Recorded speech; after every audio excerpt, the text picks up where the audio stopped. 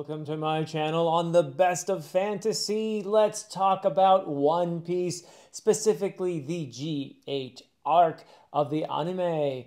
I already put out a video on my reactions to the first 5 episodes of the G-8 arc, so if you're curious, you haven't seen that, it is in my One Piece playlist. Also very easy to find, as I just recently put that out.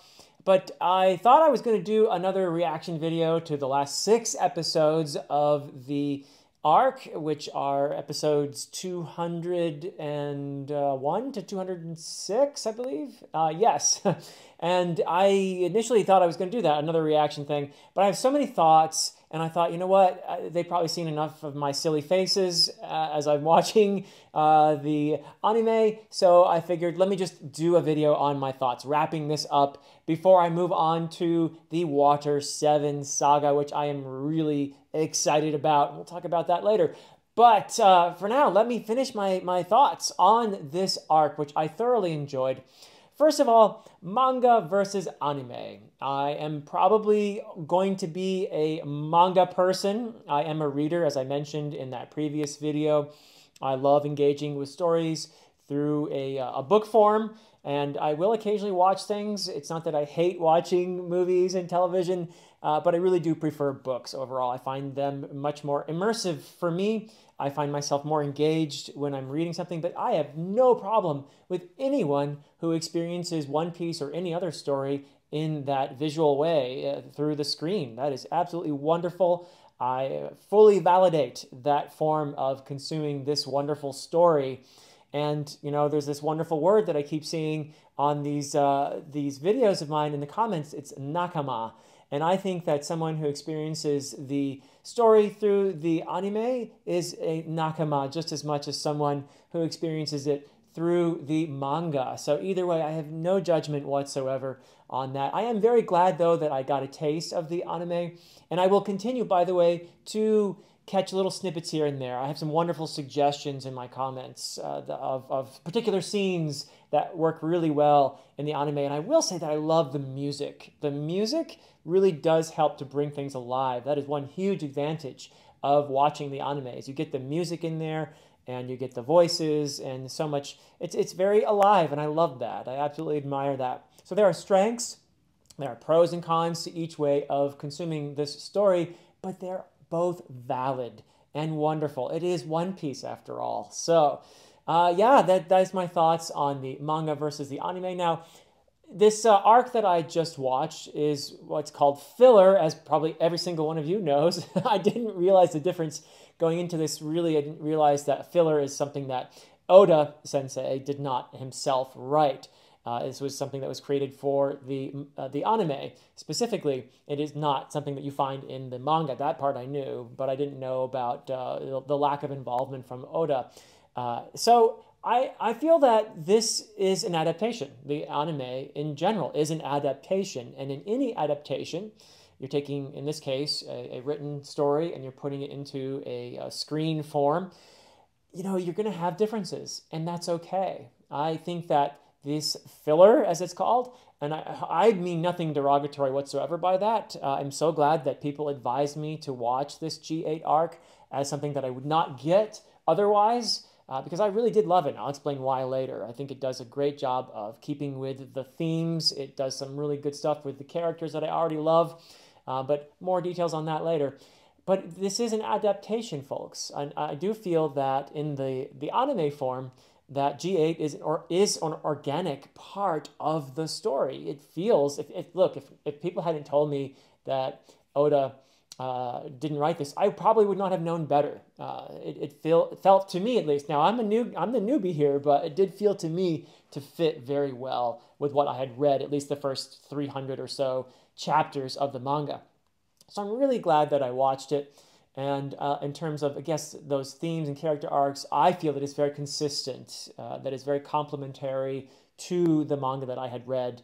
And the final thing that I want to talk about is the sub versus dub war that was going on in the comments to my previous video. And I just waded into this completely ignorant that there was probably an established difference, let's say, when it comes to the subtitled version versus the dubbed version of the anime. And all I really want to say is this: I don't want anyone to feel bad. I don't want to add to the conflict in any way whatsoever. I don't want to blame anyone at all. I'm not singling out a single person here. But in general, I want to just validate the people who watch the dubbed version and the people who prefer the subtitled version. There's nothing wrong. Once again, it's One Piece. And a person who watches the dubbed version is a nakama, just as much as somebody who watches the subtitled version, in my opinion. Now, I do have a slight preference myself, I will admit, for the subtitles. I did check out the subtitled version. I was able to watch a few snippets here and there that were available on YouTube. Unfortunately for me, because I did want to watch more of the subtitled version, but was getting it through Hulu. And even though I think that some people had told me you might be able to find the subtitled version on Hulu, I could not. Maybe I'm just an idiot, but I tried and I asked people for help, and I could not find the subtitled version on Hulu, so I had to watch, for the most part, the dubbed version. But that's okay. I really enjoyed it. I loved it. So nothing wrong with that. Now, initially, some of the voices were a bit annoying to me. Some of them I thought fit really well, though, I will say. I did immediately like the voice for Zoro. Also, the voice for Robin I thought was fantastic. The voice for Nami was good. The voice for Luffy did grate on me a lot in the beginning, but I got used to it, and it was fine. I'm talking about the English dubbed version here that I was getting through Hulu. And it wasn't a big deal to me. I'm so glad that I was able to experience this arc. So yeah, I just want everybody to get along. I mean, we are all fans of the series. We're all one family in that sense. And it just doesn't feel right to me for someone to say to someone else, your way of experiencing this story is not valid, or it's inferior, or whatever. There are strengths to both ways of experiencing this story. Now, I personally do prefer the subtitle version, but that doesn't mean that the people who are watching the dubbed version don't have good reasons for watching it. And I saw some in the comments, some really good reasons for preferring. In fact, it worked out really well in my case, too, because I was sharing my thoughts as you were only hearing the audio. I didn't have the visual. And for most of my audience, I'd love to be able to speak Japanese and watch the original. That would be awesome. But I think the majority of my audience do not speak Japanese, unfortunately. So that turned out to be actually the best way for me to share my reactions, was for you to hear the English dubbed version as I was reacting to it on the screen. So I think that worked out really well, actually, in this case. So yeah, I just hope that everybody remembers that it's okay to experience this beautiful, wonderful story. And in fact, I would suggest that the spirit of the story itself should open up people to the idea that it's okay to experience the story in different ways. I mean, just look at the differences among the crew. They all accept each other. They're all part of the same family, but they all have their differences, and that's okay. So I do want to encourage everybody to be kind to each other and remember that we're all going on this journey together. All right, so those are my thoughts on my experience. Now let's get into some of my spoiler thoughts. So if you've been watching up to now and you haven't watched the G-8 arc, you might want to leave. But otherwise, I'm going to talk about my impressions of this really wonderful little story.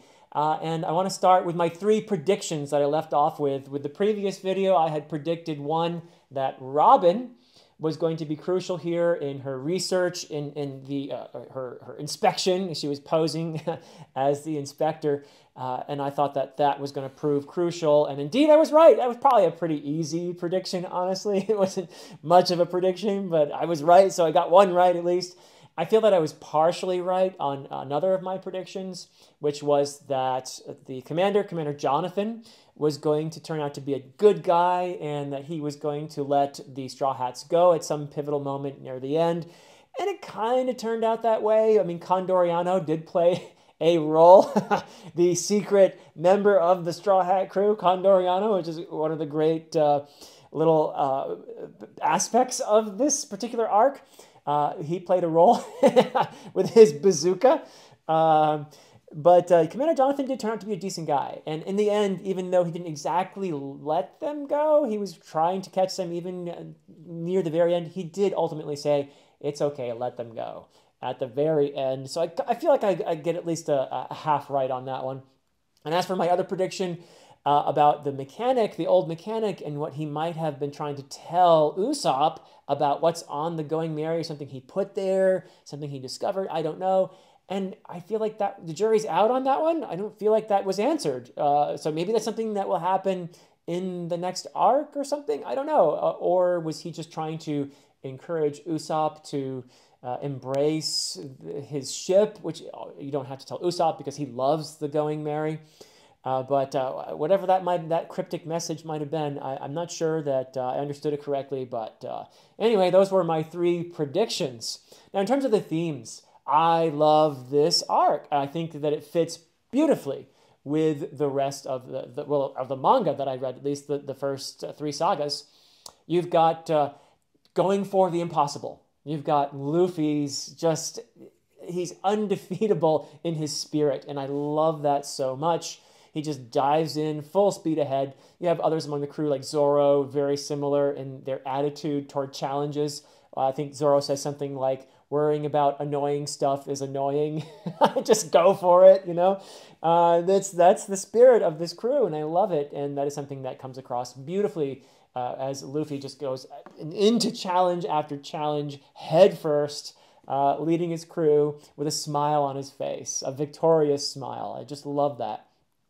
I also really love what this arc does in terms of the theme of seeing below the surface, beyond the labels. People have a tendency to stick labels on each other and judge each other by those labels. And this is what I meant earlier about the spirit of One Piece. I believe that this is a really important theme in the manga as I've read it so far, and I feel like this arc, it really does enforce it, filler or not. It really does a great job of reinforcing this idea of, look, there's more to people than labels. Commander Jonathan is a great example of this. He's a Marine, okay? You might have a stereotype of Marines, but he actually is a very perceptive and decent person. Most of the Marines in G8 are decent people. Yes, they are part of an institution that colors their way of seeing the world, and it also informs the way they react to the Straw Hats. Absolutely true, but that doesn't mean that there aren't decent parts to these people. They're human beings. You have an example of overcoming this prejudice that is instilled in all of us. We all have our lenses that we see the world through, but someone like Jessica, okay, the head cook, the formidable head cook, it turned out to be wife of Jonathan. I thought that was great. By the way, how she keeps forcing him to eat broccoli and carrots, poor guy.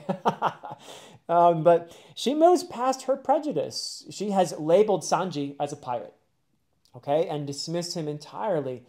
But along with some help from the other cooks, she realizes that Sanji is much more than that label. He's much more than just a pirate. His passion for cooking is something that allows her to see the human in him, to relate to him, to understand that he's got his loves in life. He's got his passion, that he's got his dreams.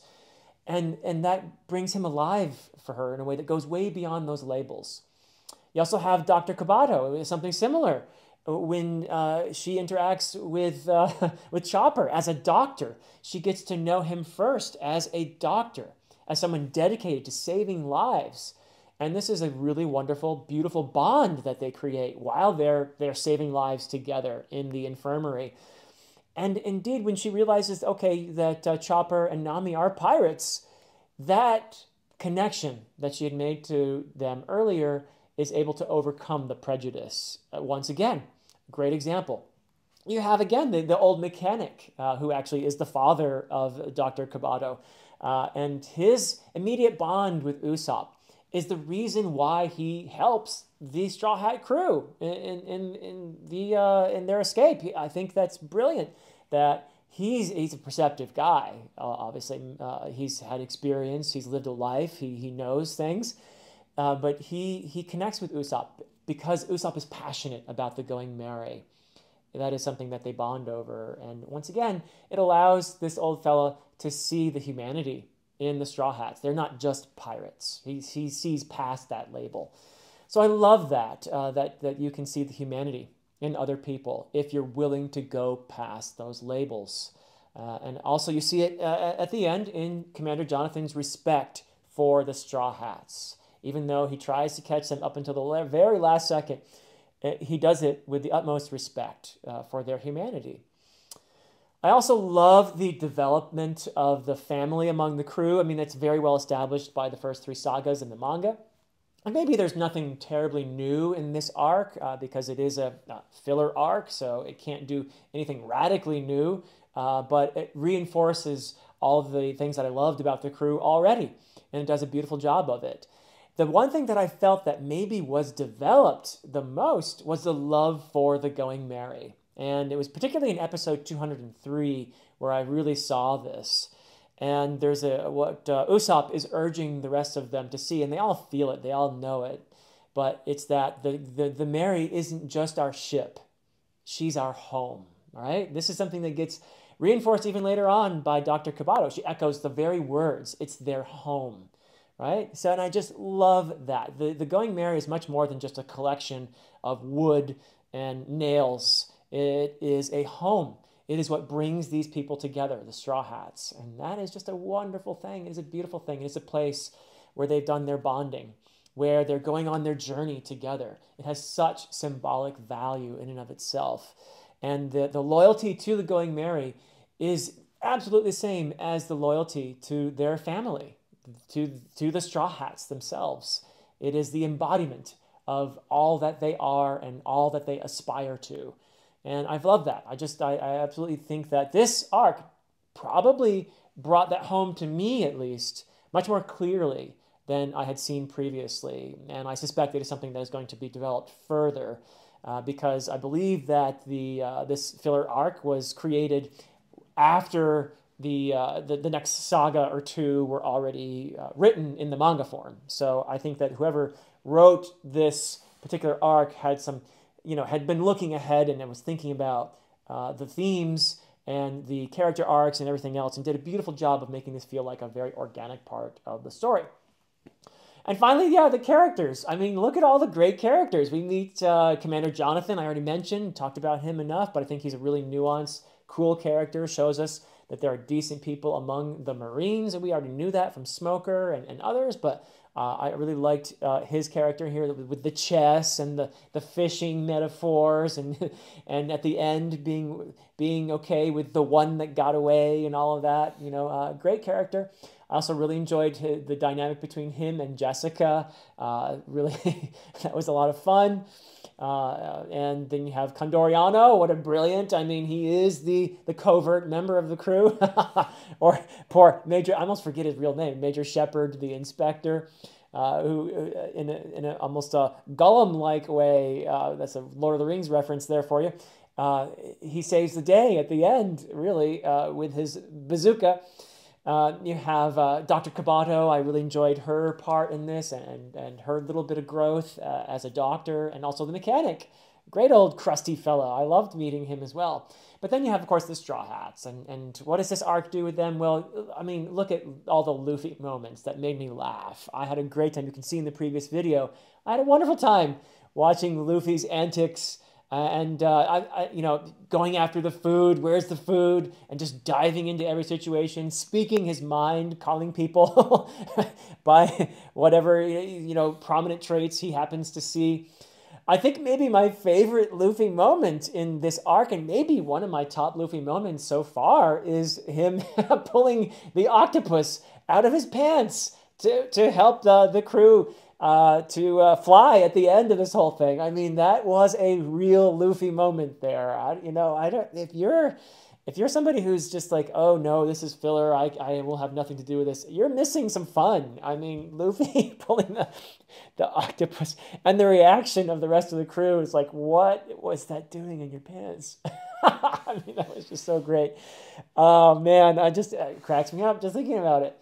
Yeah, and then you have the rest of them. I mean, Robin may be my favorite character because I really, really relate to her love for the past, her inquisitive nature, her passion for all the old things that were, her devotion to uncovering the mystery of what came before. I really love that about her. But she proves crucial in here with her investigations and figuring things out. Nami has some great moments being the navigator. Usopp coming to the fore with coming up with a plan to get them out of there, and still trying to be a captain. And the Chopper has his great moments too, stepping up to the plate, particularly as I mentioned before in the infirmary. Really great stuff for him. And Sanji with the cooking, I love his passion. Anything that is, these characters have their passions. And that is just such a beautiful thing to see someone devoted to their passion and following their bliss. That's what these characters do for us. They show us that. They're models in that sense for how to live, to how to seize the day, to live life to the fullest. I love that about them. And Zoro, of course. I mean, my goodness. I mean, there's no one more dedicated to what he has chosen to devote his life to than Zoro. So just all a huge win for me watching these characters in their element. And of course, the whole thing ends most appropriately with flight, with the Going Merry up in the air once again.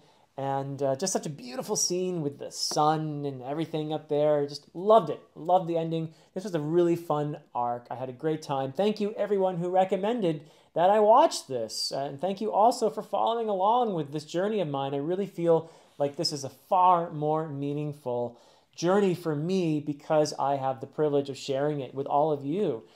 So yeah, let's continue with the Water 7 saga. I keep hearing about what an amazing, amazing saga this is. So I think I will be doing it, however, because the sagas are getting longer and longer. I think the best thing for me to do at this point, and this is again following the excellent advice of many of you, I'm going to be doing it in arcs. I'll be releasing videos on the arcs from now on rather than the sagas. And so I'm hoping that you'll be hearing from me a bit sooner in that case. Let's see how it goes, but I am very excited to be moving on to Water 7. That is it for me for now. Until next time.